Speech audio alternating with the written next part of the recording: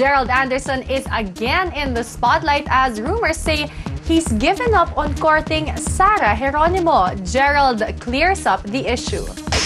Gerald Anderson and Sara Geronimo are one of the most sought-after love teams today, making people guess when will they ever officially become a couple, or are they already?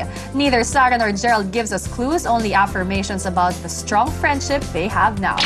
Lampas naman kami doon sa getting to know each other, pero gusto namin mas makilala pa namin ang isa't isa. And on the way of yung friendship, yung courtship. The last event they were spotted together in was the Born to Love You premiere night, where they arrived separately. Sara walked on the red carpet while Gerald sneaked in from the parking lot. But they sat beside each other inside the cinema. Si Gerald, katabi mo sa upuan kanina. Oo, nandyan siya. Magkatabi kayo kanina. Yep. But weeks after this event, rumors spread that the two started to cut communication and avoid each other.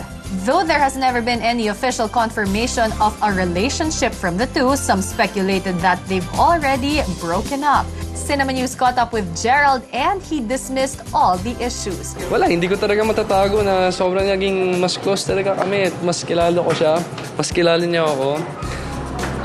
Hindi po kami, at sinasabi po sa inyo straight face na hindi po kami. Walang huminto. Kumbaga, yung communication po namin ni Sara, everyday pa rin naman. Syempre, alam mo naman natin na sobrang busy. Sara is a superstar. Meron kami mga kanya-kanyang schedules. Hindi lang po natin magawa lahat ng gusto mong gawin para sa isang tao. Gerald also denies rumors linking him to a sex bomb dancer.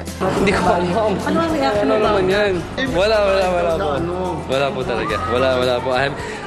Sobrang tagal na ng huling date ko, sobrang tagal ng huling labas ko. Kami nga po ni Sara, hindi po kami nag-date. So, hindi pa po ako nakipag-date sa ibang babae. We also asked Gerald's reaction on the statement of Sara's mom, Mommy Divine, that she prefers a non-showbiz guy for her daughter. Kailangan po natin respetuhin yun. Siya po yung nanay ni Sara. Naiintindihan ko kung bakit mahirap po talaga yung trabaho na napaka-personal at mawawalan po talaga ng privacy ang trabaho sa trabaho namin.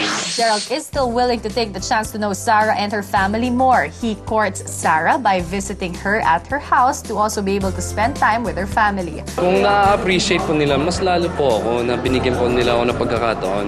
Na binigyan na ako ng chance para mas makilala si Sara at sila. I'm just very thankful. Hindi po ako nagmamadali. Ayaw po sirain yun. Ayaw po i-take advantage.